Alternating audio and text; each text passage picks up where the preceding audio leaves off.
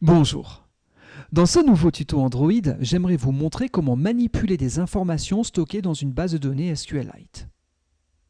Par exemple, vous cherchez à mettre en place un petit jeu et vous voulez une gestion des meilleurs scores.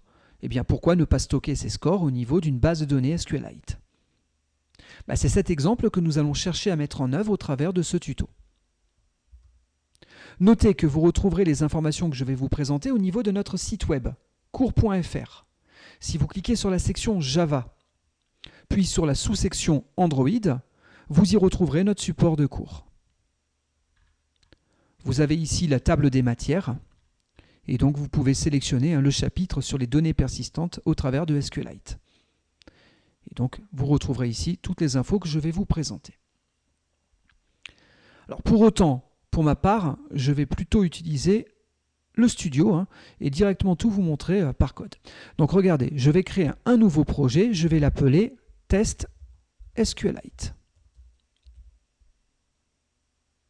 Next, j'accepte le fait que ce soit un projet de type smartphone and tablet et je choisis ici une API 15. Ça me permet d'avoir un taux de compatibilité qui est quand même assez sympathique au niveau du Play Store. Très bien. Ici, il faut choisir un assistant de création d'activité. Je prends une empty activity, next, et j'accepte les informations qui me sont proposées ici. Du coup, il faut patienter quelques secondes le temps que le projet soit créé. Bon, ça va quand même assez vite, et donc on va pouvoir travailler.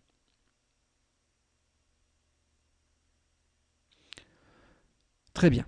Donc regardez, au niveau de project, à ce niveau-là, vous y retrouvez donc le package dans lequel notre activité a été produite. Sur ce package, je clique avec le bouton droit de la souris et je choisis l'assistant nouvelle classe. On va appeler notre classe Database Manager. Alors l'idée, ça va être de concentrer au niveau de cette classe tous les codes relatifs à l'accès à la base de données. Alors pour ce faire, je vais être un petit peu aidé. En vérité, je vais étendre ici une classe déjà existante qui s'appelle SQLite Open Helper. Cette classe me fournit tout un support spécifique à SQLite. Du coup, notez, on a 3 erreurs pour le moment. Alors, celles qui me sont proposées ici sont liées au fait qu'il me manque des méthodes abstraites. Effectivement, la classe SQLite Open Helper, c'est une classe abstraite. Et donc, il me faut normalement le on create et le on upgrade. Alors, notez, je ne les tape pas ces méthodes-là. Je ne tape pas tout. Vous tapez on, vous avez ici la liste des propositions qui vous sont faites, vous sélectionnez celle qui vous convient, vous faites entrer. Si jamais vous avez perdu cet assistant, en cliquant sur CTRL espace, en appuyant sur CTRL espace, vous pouvez retrouver cet assistant. Donc très bien, je reviens sur ces deux méthodes dans quelques instants, mais notez que j'ai encore une autre erreur ici. Cette fois-ci, c'est une erreur en lien avec les constructeurs. Effectivement, comme je n'ai pas fourni de constructeur dans ma classe, j'ai un constructeur qui m'a été proposé par défaut. C'est public, Database Manager, voilà. Et lui-même, par défaut, qu'est-ce qu'il fait? Il faisait un super pour invoquer le constructeur parent à 0 paramètres. Et on voit en vérité, c'était bien là qu'on avait l'erreur, c'était sur ce super. Pourquoi? Parce que si je fais CTRL-P ici pour avoir la liste des paramètres, il me dit qu'au niveau parent, au niveau de SQLite Open Helper, en vérité, j'ai 2 constructeurs. Un qui prend 4 paramètres et un autre qui en prend 5. Moi, celui qui m'intéresse, c'est celui qui prend 4 paramètres. Donc, il me faut un contexte, un nom de base de données, une notion de factory que je vais ne pas utiliser aujourd'hui, et une version de base de données. Donc, pour pouvoir régler le problème, je vais ici déclarer 2 constantes. Donc, c'est des public static final. La première est de type string, c'est mon database name. Je vais appeler ma base de données game.db. On reviendra sur ce nom dans quelques instants. Autre constante que je vais définir, c'est un entier. Je vais l'appeler database version. Et donc, pour le moment, nous sommes en version 1 de notre base de données. Notez aussi, au niveau du constructeur de Database Manager, je vais légèrement le modifier pour qu'il accepte un contexte en paramètres. Contexte, c'est la classe de base de Activity. Donc mon activité est un contexte et c'est elle que je vais passer au moment où je créerai mon database manager. Donc, il me faut un contexte, très bien. Et donc ça me permet donc ici de dire, ben voilà, je passe mon contexte en premier paramètre, mon database name en second paramètre. On n'aura pas d'utilisation de factory, donc je vais laisser passer. Et par contre, il me faudra une version, donc database version. Très bien. Bon, bah déjà, on n'a plus d'erreur de compilation. On a déjà passé un premier step. Bon, maintenant, ce qu'il faut, c'est faire en sorte que ces méthodes fonctionnent correctement. Alors, il faut comprendre à quoi elles correspondent.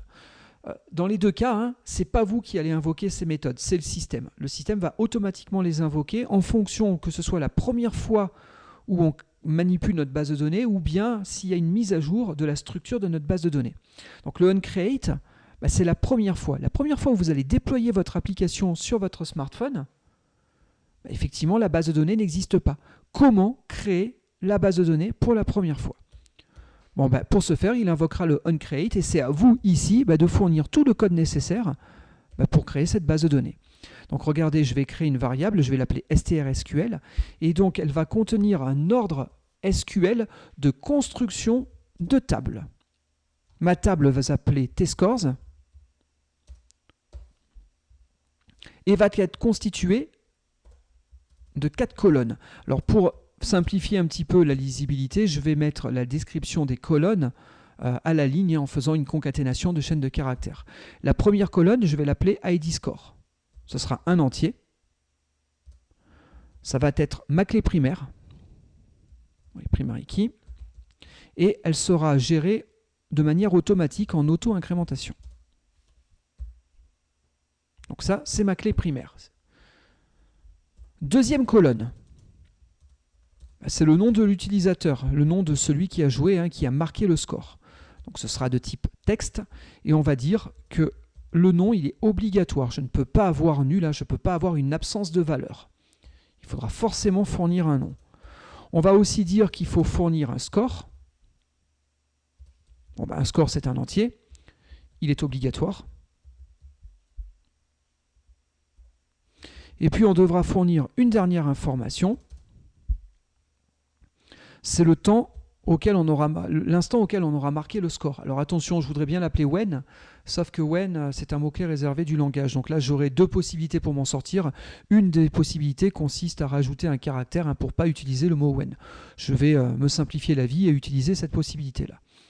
Voilà, et en gros, ce sera aussi un entier. Ce sera le nombre de secondes écoulées, hein, donc le timestamp. Et donc ici, note nulle. Très bien. Comme c'est ma dernière colonne, je ne rajoute pas de virgule. Hein. Et donc, il faudra fermer la parenthèse pour arrêter la définition des colonnes de la table. Très bien. Bon, vérifiez bien qu'il n'y ait pas de faute de frappe. Pour ma part, il semblerait que tout soit bon. On va voir ça tout à l'heure, mais ça me semble pas mal. Très bien. Du coup, notez ici, on a un paramètre qui nous a été passé sur le onCreate. Il contient quoi? Il contient l'objet de base de données SQLite. D'accord. Sur cette base de données, je vais pouvoir faire quoi? Je vais pouvoir faire un certain nombre de choses. Notez que si vous aviez plusieurs actions à faire, on pourrait éventuellement envisager de démarrer une transaction. Bon, dans ce cas-là, ensuite, il faudrait la fermer. Maintenant, moi, j'ai qu'un seul ordre à exécuter. Donc, je peux l'exécuter en auto-commit, c'est-à-dire qu'il sera appliqué définitivement. Et donc, pour ce faire, j'ai qu'à lancer exec SQL. J'exécute quoi? Ma ligne de code. Très bien. Alors, pour vérifier que cette méthode est invoquée qu'une seule et unique fois, regardez, ce que je vais faire ici, c'est que je vais rajouter un log, d'accord? Donc, en info. Et notez, quand on fait un log, il y a deux valeurs de type chaîne de caractères à fournir. Hein. La première, c'est le tag, c'est pour filtrer. La deuxième, c'est le message. Bon, le tag, on mettra database. Voilà. On va tout produire avec le tag database. Et mon message, c'est onCreate invoked. Très bien. Allez, deuxième méthode, le onUpgrade. Le onUpgrade, normalement, il déclenche quand je vais devoir mettre à jour ma base de données. Imaginons, vous avez votre première version de l'application qui a été déployée. On était en V1. D'accord? Donc la base de données était bien en version 1. Donc vous avez installé l'application sur un téléphone, Ça a fait un onCreate et donc la table a été créée. Après, vous avez peut-être joué pendant des mois à ce jeu. Très bien. Tout d'un coup, il y a une nouvelle version qui est disponible sur le store. D'accord, si vous voulez, dans cette nouvelle version, ici, vous aurez marqué 2. Ce sera la deuxième version de la structure de la base de données. Le problème, c'est que dans le fichier déjà existant, dans le fichier de base de données qu'on a construit, on avait stocké la valeur 1. La valeur précédente reste encore présente dans le fichier. Donc quand lui, il va essayer, via mon SQLite OpenHelper, de réouvrir ma base de données en version 1, alors qu'on dit maintenant qu'on est en version 2, il va voir qu'il y a un écart de version et automatiquement, il va invoquer le onUpgrade. Vous aurez ici la version qui sera constatée dans le fichier physique et vous aurez ici la version théorique de la base de données actuelle. Si jamais ces deux versions ne correspondent pas, donc le onUpgrade est invoqué. Alors qu'est-ce qu'on doit faire ici? Normalement, vous allez définir des ordres SQL qui permettent de faire une mise à jour de la structure de la base de données. Qu'est-ce qui peut nous être arrivé? On peut avoir besoin de nouvelles tables qui n'existaient pas en version 1. Il faudra donc lancer des create tables. On peut imaginer, deuxième cas, qu'on ait à altérer des tables déjà existantes. Imaginons, pourquoi pas, on a besoin d'ajouter une nouvelle colonne. Ou plusieurs colonnes, pourquoi pas. On peut aussi imaginer qu'on ait à supprimer des tables en faisant des drop tables. Pourquoi pas. Bon, pour tous les ordres SQL de mise à jour de la base, je vous renvoie sur Google. Là, vous tapez SQLite. Voilà, très bien. SQLite.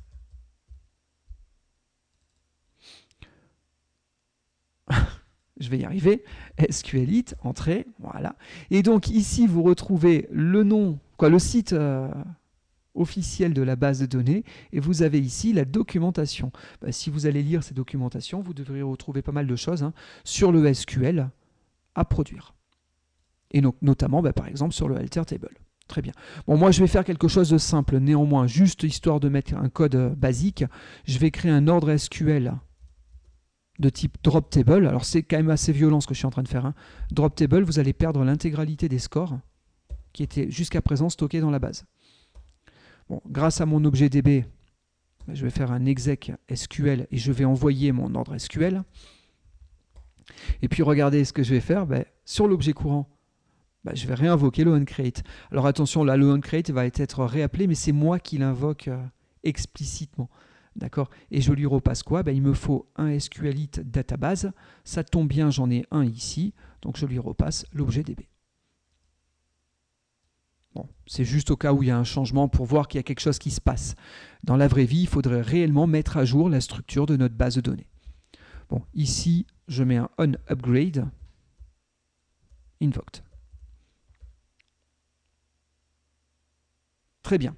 Bon, là, normalement, on va avoir une base de données. Alors, néanmoins, histoire qu'on ne soit pas complètement avide, je me propose de rajouter une dernière méthode. Public void insert score.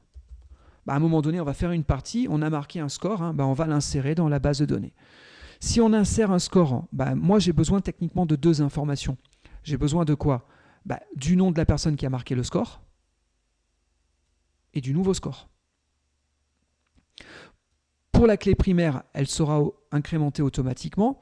Pour le temps, on peut imaginer qu'on le calcule au moment où on invoque cette méthode, le temps d'acquisition de ce score. Donc du coup, ici, je vais donc avoir un name qui sera de type string et un entier qui sera mon score.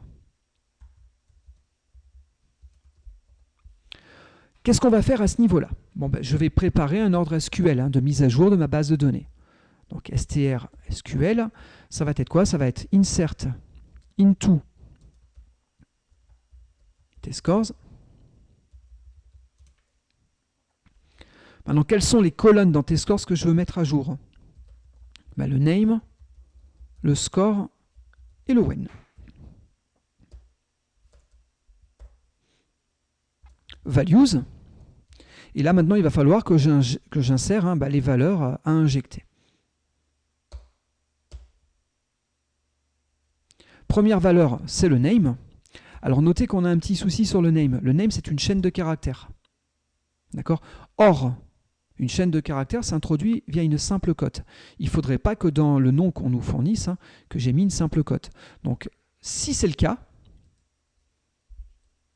bah, ce que je fais, c'est que sur le name, je vais faire une invocation de la méthode replace, qui me permettra de remplacer toutes les occurrences de simple cote par 2 simples cotes. C'est la manière, hein, d'avoir une simple cote dans une chaîne SQL. Et donc du coup, ici, qu'est-ce que je fais? Ben, je vais lui concaténer le name, plus, ben, je vais fermer la chaîne de caractères. Il y aura une virgule, bien entendu.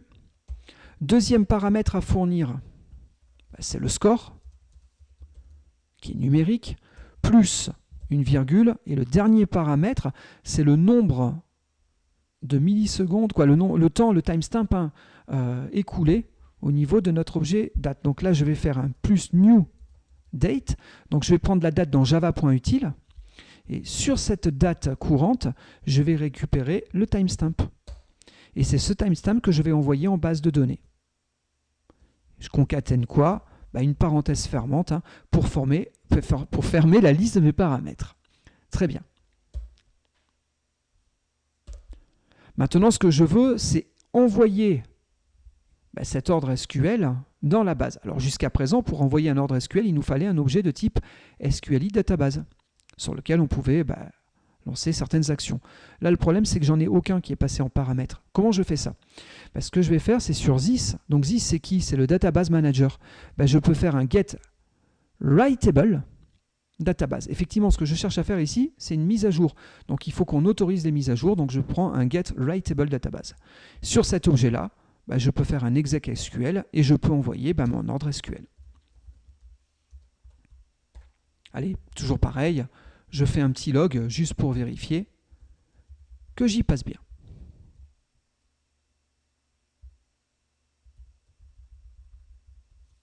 Donc là, insert score. Très bien. Allez, pour le moment, j'arrête là cette classe. On va y revenir par la suite. Regardez, maintenant ce que je fais, c'est que je prends ma ressource de layout. Très bien, je passe en vue texte. Ce qu'on voit, c'est que pour le moment, on a la classe qui maintenant est celle par défaut, le constraint layout. Et notez que le constraint layout vient d'une librairie, d'où le fait qu'ici, ils ont dû mettre les packages. Hein. D'accord. Bon, pour autant, moi, elle ne me sert pas, cette librairie. Je vais faire quelque chose ici de vraiment ultra basique. Donc, je préfère mettre un relative layout, ça ira très bien. L'avantage d'avoir fait ça, je supprime au passage le TextView. L'avantage d'avoir mis mon relative layout, c'est que du coup, comme cette librairie ne va pas me servir, je peux revenir sur mon fichier buildgradle, module app, là, et je peux supprimer cette librairie. L'avantage, c'est que ça réduit la taille de mon APK. Ça peut être intéressant de faire ce genre de choses-là. Plus vos APK sont petits, et plus ça facilite leur installation sur les téléphones à partir du Play Store. Très bien. Regardez, je reviens en vue design, donc j'ai bien mon layout. Dans mon layout, ce que je vais y mettre, c'est un container. Je vais mettre un container de type scroll view vertical. Regardez, je le dépose dans le relative layout. J'enlève là ce composant. Et ce que je vais mettre dans mon scroll view, c'est quoi? C'est directement un text view. Très bien. Ce text view, je vais l'appeler scores view. Allez, pourquoi pas. Allez, éventuellement, je lui dis de prendre toute la place possible, mais bon, pour le moment, il n'y a pas grand-chose étant donné que je n'ai pas de contenu. Et on va ici aussi mettre un texte à vide. Je vais aussi changer l'affichage, je vais le passer à large. Très bien. Donc ça, c'est mes composants graphiques. Notez ici, le score view va me générer un identifiant unique. Donc je le copie. Et donc c'est ce qui va me permettre dans le code de mon activité de pouvoir dire voilà, j'ai besoin de 2 attributs. Déjà, j'ai besoin d'un TextView. Donc c'est mon ScoresView. Très bien. Et j'ai besoin d'un database manager, donc la classe que je vous ai proposé de créer tout à l'heure, qui va me permettre de me connecter à la base. Ici, qu'est-ce que je fais? Le ScoresView, je vais le récupérer en faisant un find view by ID. Donc là, je retrouve bien la constante qui a été créée à partir de l'identifiant de mon widget. Très bien. Et comme find view by ID renvoie à quelque chose qui est typé view, ben je lui rappelle que c'est un text view. Très bien. Et puis, surtout, ce qu'il me faut, c'est mon database manager. Et donc, mon database manager, ben, je vais en créer une nouvelle instance en lui passant key en paramètre, mais il me faut un contexte. Ben, je vais me passer this. Comme je suis une activité, ben, activity, la classe activity dont on dérive, hein, ben, hérite bien de contexte. Très bien. Maintenant, ben, on va commencer à créer quelques données un petit peu bidons. Et donc, je peux imaginer que sur mon database manager, ben, j'invoque ma méthode insertScores. Quoi, score? Je vais mettre un premier score pour Bruno. Voilà, pourquoi pas. Et il a un score de 1000.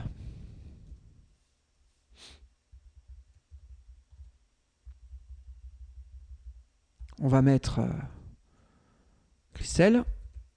Bah, elle a un score de 500. Voilà. Bah, il y a moi, pourquoi pas.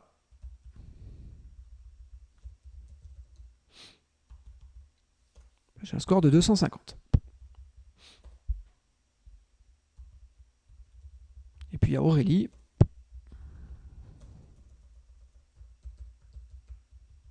Qui a un score de 1500. Allez, très bien. Donc pour le moment, j'ai que 4 scores. D'accord, on verra par la suite comment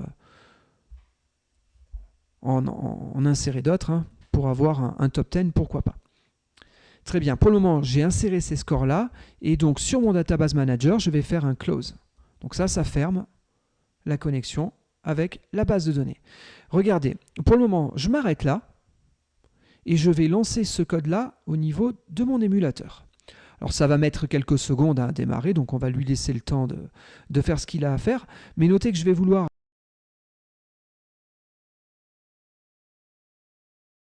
trouve ici hein, au niveau d'Android Monitor. Bon, ben, très bien. Mon application se lance. Bon, il y a pas mal de choses là qui sont en train de démarrer. Bon, au final, je finis par avoir mon application. Bon, je ne vais pas tout lire, là, il y a pas mal de choses qui ont été produites, donc je vais utiliser les filtres.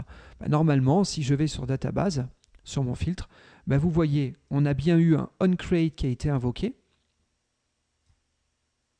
Et notez, on a inséré 4 scores. Regardez, je reprends mon code, je commente ces 4 scores, ils ont été insérés, donc on va les commenter maintenant. Donc là, j'affiche, je clique sur CTRL et le slash du pavé numérique. Ça me commente tout ça. Très bien. Ben, regardez, je relance mon application.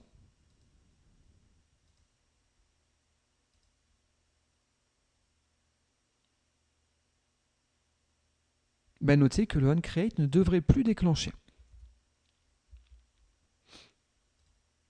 Regardez, je fais un clear. Hein. Je relance.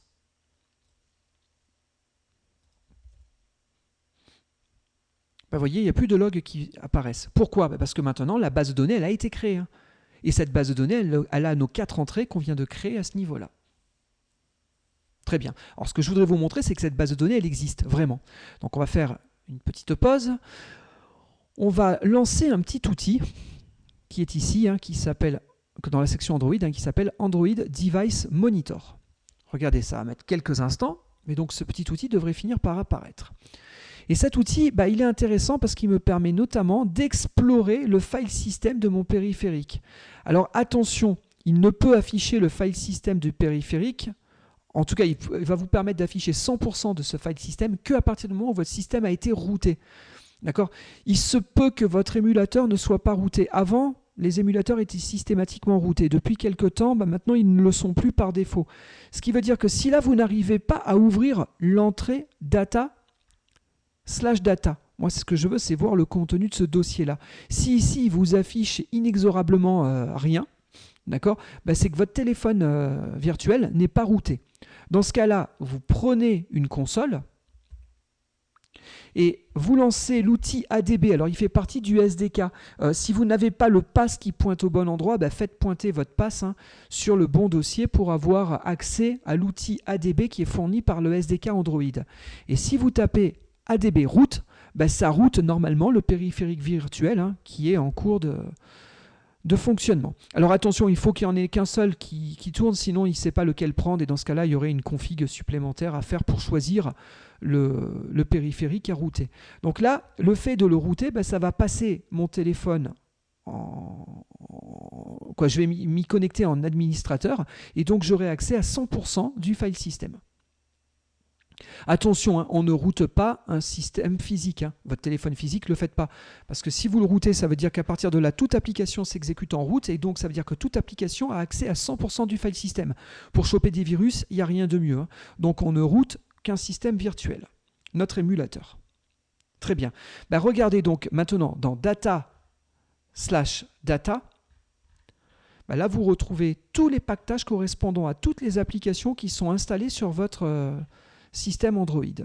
Normalement, vous y retrouvez votre application. Tiens, ici, j'y retrouve une entrée. Databases. Elle contient quoi? Elle contient notre base de données game.db. Ce nom-là, c'est le nom qu'on avait renseigné tout à l'heure à ce niveau-là. D'accord? Donc, on a créé une base de données SQLite. Regardez, cette base de données, ce que je peux faire, c'est l'extraire de mon périphérique virtuel. Je sélectionne game.db, et puis notez que là, on peut soit extraire, soit injecter dans le téléphone ce fichier. Regardez, moi, je vais le placer sur mon bureau, game.db. Donc là, je viens d'extraire du téléphone ma base de données. Allez, je ferme ce petit outil. Si maintenant vous voulez vérifier que tout s'est bien passé, qu'on a bien construit toutes les tables, on pourrait chercher à ouvrir cette base de données avec Android Studio. Alors de base, il ne sait pas le faire. C'est dommage, mais là de base, il ne sait pas ouvrir ce fichier-là. Par contre, ce que vous pouvez faire, c'est aller dans les settings de Android Studio. Vous pouvez aller sur Plugin. Vous allez faire un Browse Repositories, et ça vous permet d'aller scanner tous les plugins additionnels que vous pourriez installer dans votre Android Studio. Tiens, là je vais taper SQL. On a un certain nombre d'outils qui nous sont proposés, et on a notamment un qui s'appelle Database Navigator. Si on lit un petit peu, tiens, il permet de se connecter à plein de bases de données, à du Oracle, à du MySQL, mais aussi du SQLite. Très bien, je l'installe. Là, le fait de cliquer sur le bouton Install va m'installer ce petit plugin, et donc je vais enrichir Android Studio d'un outil supplémentaire. Bon, il nous faut quelques secondes, le temps que la chose s'installe. Et donc, une fois que j'aurai ce plugin de présent dans mon Android Studio, je vais chercher à ouvrir cette base de données. Ça vous permettra de voir visuellement si vous avez bien les tables que vous espériez avoir, si vous avez bien dans vos tables les différentes données que vous avez insérées jusqu'à présent. Donc pour débugger vos applications, franchement, c'est super pratique. Donc je vous invite de temps en temps à sortir vos fichiers de l'émulateur et à les ouvrir directement via le petit plugin que je suis en train de vous faire installer. Donc regardez, on y est presque. Là, il a quasiment fini le téléchargement du plugin. Et donc, on va procéder dans quelques secondes à l'ouverture de cette base. Donc, a priori, impeccable. Regardez, je fais close. Et OK. Là, il vous dit pour prendre acte du nouveau plugin, de la nouvelle installation, il faut redémarrer Android Studio. Je le fais.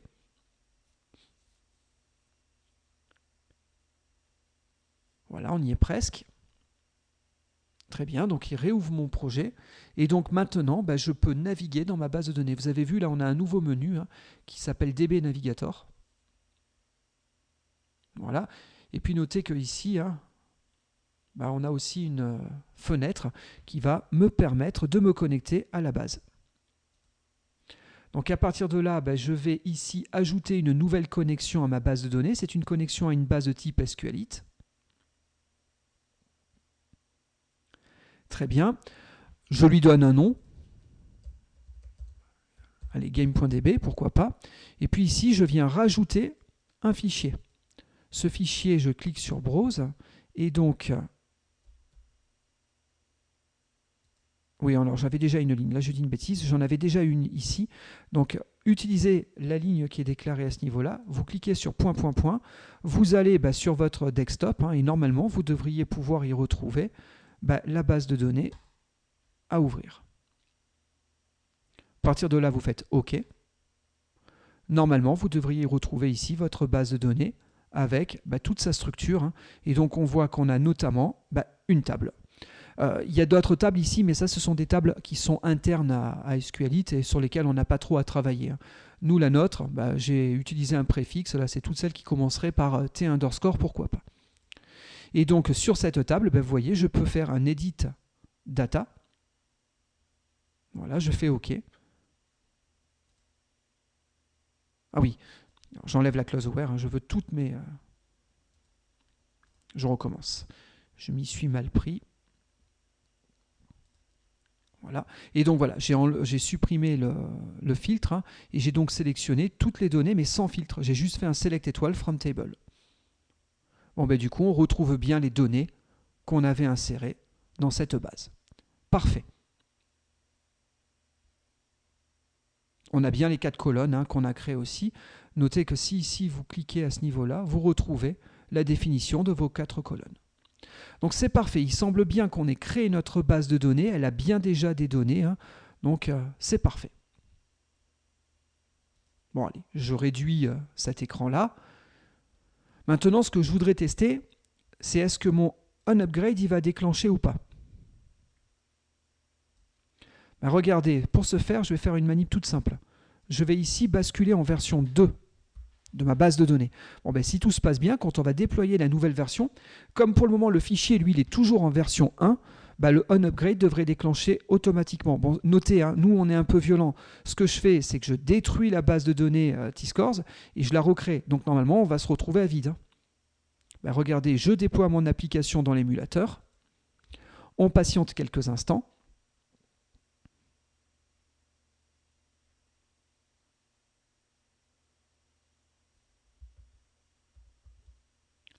Alors, en parallèle, je réouvre mon outil me permettant de faire l'extraction du fichier en base. Bon, voilà, notre application a redémarré. Si je vais voir au niveau des logs, on a filtré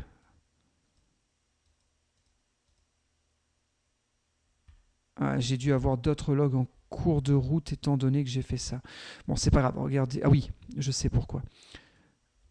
Je vais rajouter une dernière donnée. Il faut savoir qu'il va vraiment rentrer dans la base qu'à partir du moment où on fait une action. Donc là, on va rajouter une autre personne. C'est James, voilà. Et donc, il a fait un score de 800. Très bien. Regardez, je redéploie mon application. Il faut quand même qu'il y ait une action. Si on veut voir quelque chose passer, il faut qu'il y ait quand même une action en base de données. Donc, du coup, qu'est-ce qu'il a fait? En vérité, il a réinvoqué le onUpgrade. Il est bien passé de la version 1 à la version 2. D'accord? Sauf que, comme au niveau de notre onUpgrade, on rappelle un onCreate, on a bien eu ce log-là qui est passé. Mais j'insiste, il n'y a pas eu de création de base de données. Cette fois-ci, elle a été migrée et maintenant, elle est dans cette version-là. Regardez, je reste en version 2 et on rajoute une autre personne, Jane. Pourquoi pas? Elle a fait un score de 900. Je relance mon application. Cette fois-ci, notre base de données est clean, cette fois-ci. Donc, on est toujours en version 2, sauf qu'on avait inséré un score dedans, donc on n'avait plus qu'une seule personne parce qu'on l'a recréé. N'oubliez pas qu'on l'a recréé. On vient d'insérer un deuxième score, donc normalement, maintenant, on a 2 personnes dans la base de données. Regardez, je reviens ici, je retourne dans Data. Je refais mon extraction de mon fichier.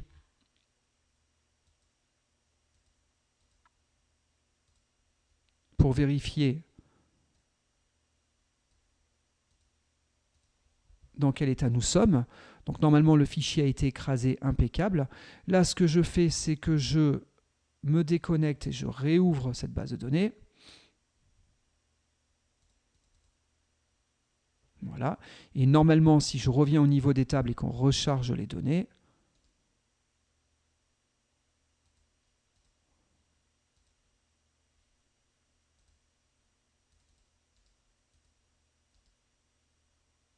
on devrait pouvoir récupérer... Ah oui, non, voilà, on devrait pouvoir récupérer nos données. Autant pour moi, je me trompais de colonne. Et donc, on a bien James et Jane avec leurs 2 scores qui ont été créés. Quand je suis passé en version 2, le problème, c'est qu'il avait détruit les informations précédentes. Et regardez, dernière manip, j'essaye de revenir en version 1.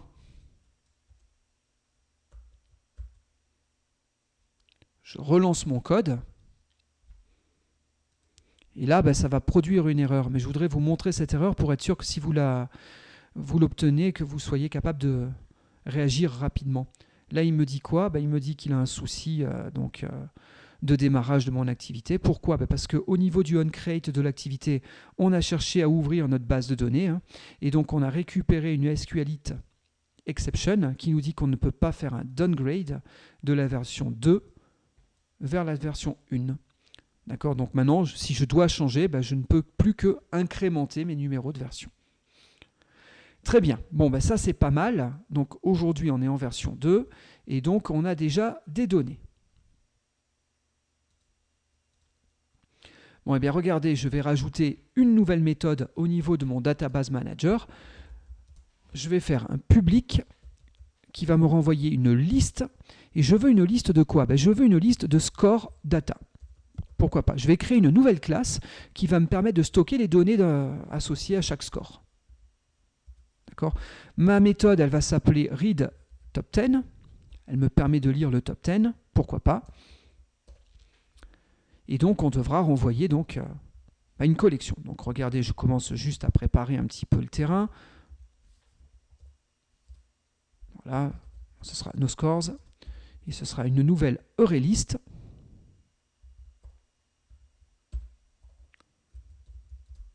Qu'on renverra en fin de traitement. Bon, il nous reste ici à mettre un petit peu de code. Je vais y revenir dans quelques instants. Notez que pour le moment, dans tous les cas, il a un souci sur Score Data qui n'existe pas. Donc ce que je fais, c'est que je reviens au niveau de mon projet et je vais créer cette classe. Donc c'est Score Data. Dans cette classe, qu'est-ce que je vais faire? Je vais y créer 4 attributs. Notre ID score. Alors, bien entendu, l'attribut est private. Je vais y créer un name.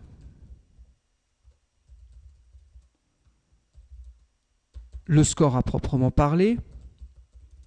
Et enfin, la date de type java.util.date auquel le score sera récupéré. Notez, si vous voulez générer les getters et les setters, vous venez ici sur le menu Generate, et là vous dites que vous voulez les getters et les setters pour tous nos attributs. Donc là, ils ont été auto-générés. Si vous voulez rajouter des contraintes particulières sur les setters, n'hésitez pas. Et puis pareil, je vais rajouter un constructeur. Vous pouvez éventuellement commencer à générer le constructeur en utilisant l'assistant. Il va prendre nos 4 paramètres. Et puis ici, pourquoi pas, on stocke. Le mieux, moi je préfère ici invoquer les setters au cas où il y aurait eu des contraintes qui auraient été rajoutées, histoire de garantir que ces contraintes sont systématiquement bien vérifiées. Donc moi perso, voilà, je préférerais que ce soit fait de cette manière. Voilà ce qui me fait juste un petit peu retoucher mon code. Et donc là, je fais un setName, un setScore et un setWhen. Très bien. Allez, éventuellement, je rajoute aussi un toString qui me permettrait d'afficher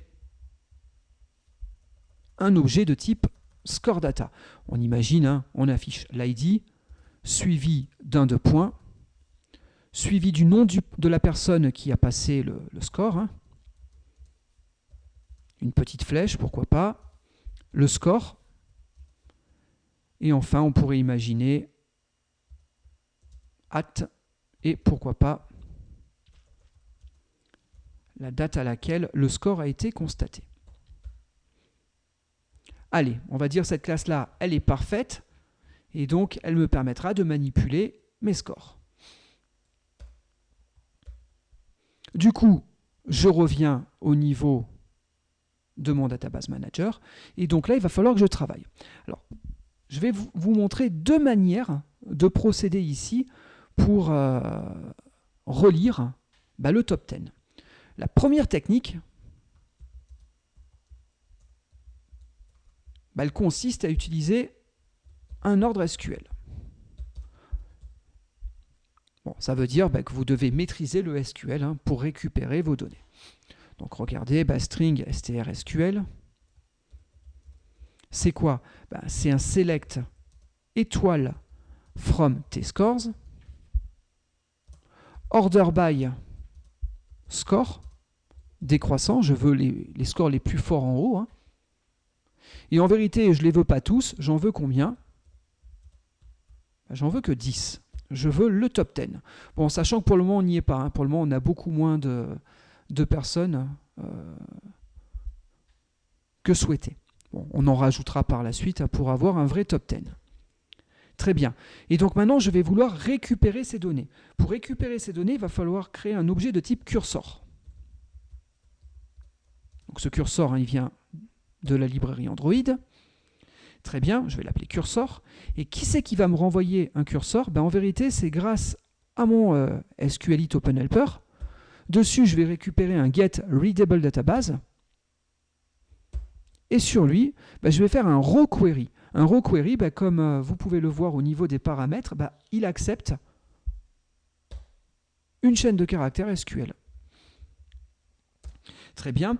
Et puis il y a un deuxième paramètre, mais disons que pour l'heure, le deuxième paramètre ne m'est pas utile, donc je vais le mettre à nul.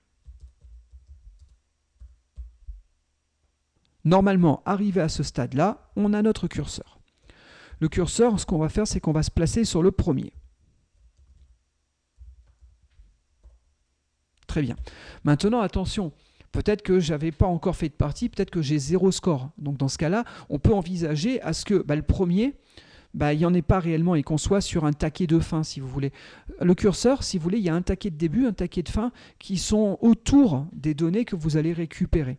D'accord ? Sauf que si on n'a aucune donnée qu'on a récupérée, il ne faut pas traiter. Donc on va faire un while qui va me permettre sur mon curseur de vérifier si oui ou non j'ai bien quelque chose. Et si je suis après le dernier, dit autrement, si je suis sur mon taquet de fin, dans ce cas-là, c'est que j'ai fini. Donc il faut plutôt tester. Tant que je ne suis pas is after last, ça veut dire que j'ai une donnée courante. Si j'ai une donnée courante, je vais créer un objet de type score data. Pour ce faire, je vais invoquer le constructeur qu'on a créé tout à l'heure. Et pour rappel, notre constructeur, il accepte 4 informations. Ces 4 informations, je vais les lire à partir de mon curseur. Regardez, sur curseur, je peux faire des get. Et mes gets sont typés. Par exemple, je peux faire un get int. Et là, il me faut une position. À la position 0, j'ai qui? Tout dépend de votre ordre select. Notez ici, si j'avais fait un select name, virgule score, virgule éventuellement d'autres paramètres. Dans ce cas-là, le premier aurait été le nom. D'accord? Vous pouvez même d'ailleurs récupérer que 2 colonnes parmi les 4, si vous le souhaitez. D'accord? Mais si par contre je mets étoile, étoile, ça veut dire que je récupère toutes les colonnes de la table. Dans ce cas-là, il va les récupérer dans l'ordre de définition. Donc en 0, on aura bien l'ID score, en 1, le name, en 2, le score, et en 3, le when. Donc après, il me faut un cursor.getString en 1, ça c'est mon nom. Ensuite, un cursor.getInt pour le score à proprement parler, il est en position 2. Et un dernier cursor.getInt pour récupérer la date, mais que je vais repasser à un objet de type date. Et donc ça, c'est mon paramètre qui correspond à la date du score. Une fois que j'ai récupéré ce score, qu'est-ce que j'en fais? Je l'ajoute à mon ensemble de scores. Impeccable. Et puis surtout, il faut faire bouger le curseur sur l'élément suivant. Donc je fais un Move to Next. Du coup, la boucle se termine. Le corps de la boucle se termine. Et donc il va repartir sur un nouveau tour de boucle. Et tant que je ne suis pas arrivé à la fin, il va continuer à extraire mes autres scores. Normalement, quand vous avez fini, vous faites un cursor, point close.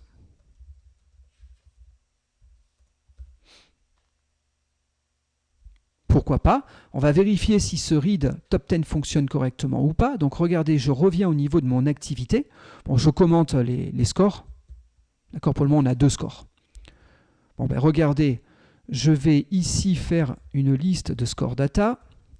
Ce sont les scores que je cherche à récupérer. Alors bien entendu, la liste, elle est dans java.util.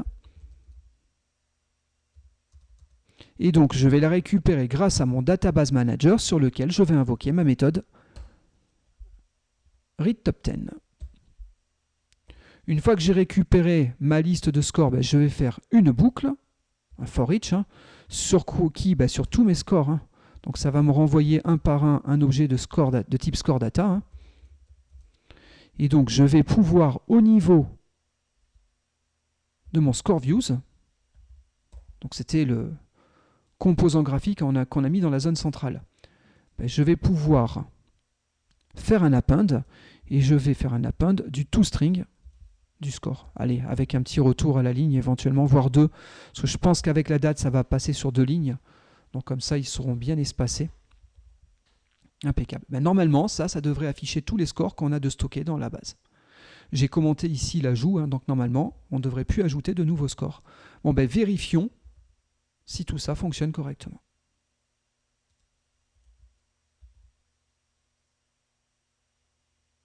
Très bien, je récupère bien mes 2 scores. Donc c'est Jane qui a le meilleur score à 900. Regardez, je reviens ici sur ce qu'on avait il y a quelques minutes. Je redécommente ces scores-là. Je refais CTRL/ sur le pavé numérique.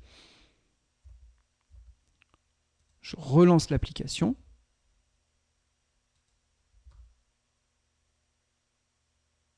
Bon, là, on a maintenant un petit peu plus de scores. Donc là, on en a 6. Regardez, on va dire que ces utilisateurs-là ont refait une partie tous. Par contre, ils ont fait des scores différents.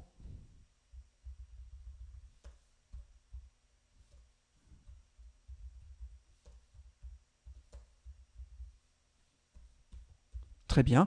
Je relance l'application. Bon, cette fois-ci, je devrais avoir plus que mon top 10. J'étais à 6, j'en rajoute 5, donc on passe à 11. Et donc, normalement, on ne devrait pas voir le score de 50. Je pense qu'il va être en dehors des bornes.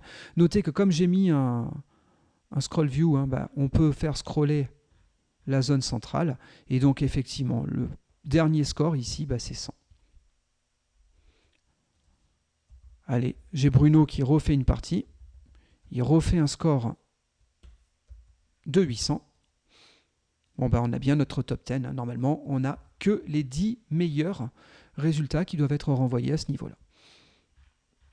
Bon, toujours pareil, si j'extrais mon fichier de base de données, vous devriez pouvoir vérifier le contenu de la table et vous devriez retrouver tous les scores qui ont été passés. Très bien. Du coup, je reviens sur ma classe Database Manager. Je vous disais, ça c'était une première technique que je voulais vous proposer. Cette première technique, elle avait consisté à acquérir un curseur en exécutant un ordre SQL. J'ai une deuxième technique à vous proposer. La deuxième technique, on va dire qu'elle est plus objet, entre guillemets. Alors, pas complètement non plus, j'en reparlerai après. Mais regardez, ce que je vais faire ici, c'est que pour créer mon curseur, je ne vais pas utiliser d'ordre SQL et je ne vais pas invoquer la méthode rowQuery. À la place, je vais invoquer la méthode query. Alors, il en existe plusieurs signatures. Regardez, quand je fais CTRL-P, là, j'ai toutes les signatures. Et si vous voulez, on va avoir différentes parties sous forme de chaînes de caractères à passer qui vont lui permettre à lui de régénérer l'ordre SQL équivalent. Mais moi, j'ai juste qu'à passer des bouts de chaîne de caractères. Le premier bout de chaîne de caractères que je dois passer, alors je vais utiliser cette syntaxe-là. D'accord ? C'est le nom de la table à laquelle je veux me connecter. C'est T-scores. Très bien. Le deuxième paramètre, vous voyez, c'est un tableau de chaîne de caractères. C'est l'ensemble des colonnes que je veux récupérer. Je fais un new string. Et puis là, je peux passer le nom de mes colonnes. Alors attention, si je veux que ça marche comme précédemment, si je ne veux pas avoir à changer ça, il faut que les colonnes que je récupère soient passées dans le même ordre. Donc je dis bien que je veux ID score, suivi du nom, suivi du score, et suivi de when. Alors attention, là je suis allé un petit peu vite, tout ça bien entendu, ce sont des chaînes de caractères. Donc il faut les mettre sous forme de chaînes de caractères. Très bien.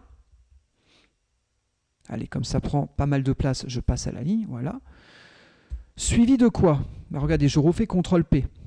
Après, c'est par rapport à ce que vous allez sélectionner, c'est si vous voulez mettre une clause where. D'accord ? Pour ma part, je ne vais pas en mettre. Donc, très bien. S'il y a des arguments par rapport à la clause de sélection, je peux le mettre. Est-ce que j'ai un group by pour regrouper mes éléments ? Non. Est-ce que j'ai une clause having ? Non. Voilà. Est-ce que j'ai un order by ? Oui, là par contre, ça m'intéresse. Je veux m'ordonner par rapport à quoi ? Par rapport au score. Et comment ? En décroissant. Et ici, qu'est-ce que j'ai ? J'ai le limite. D'accord ? Oui, je veux être limité. Et je veux en limiter, je veux en récupérer que 10. Bon, vous avez vu, là, je n'ai pas eu à écrire l'ordre SQL. J'ai juste marqué les informations dont j'avais besoin pour produire l'ordre SQL, et c'est lui qui va le produire à ma place. On va vérifier si tout marche bien. On relance notre application dans l'émulateur. Et notez, je récupère encore une fois mon top 10 avec nos 10 meilleurs scores. Parfait. Bon, voilà qui clôt ce que je voulais vous montrer au niveau de ce tuto. Alors notez que dans le prochain tuto que je vais produire, je vais vous parler d'un ORM. Un ORM, c'est quoi? C'est un Object Relational Mapper. C'est-à-dire que ça me permet de faire du mapping entre le monde objet et le monde relationnel. C'est-à-dire qu'en gros, le lien qui est fait entre les requêtes que je produis et les objets que je veux reconstruire, tout ça, je pourrais l'automatiser. C'est-à-dire que là, j'aurais pu directement lui demander de relire les 10 premiers scores, mais sans forcément, moi, avoir à extraire les informations une par une pour les régénérer dans mon score data. D'accord ? Et donc, des ORM, c'est assez pratique, et ça vous permet de gagner en productivité. Alors, néanmoins, il n'y a pas d'ORM qui soit fourni directement dans Android, donc il faut en télécharger d'autres. Vous verrez, il en existe un certain nombre. Moi, je vais utiliser un ORM qui s'appelle ORM Lite et qui se base par-dessus SQLite, bien entendu. Donc, on verra tout ça dans le tuto suivant. Et donc, je vous remercie de votre attention et puis je vous dis à très vite pour le prochain tuto.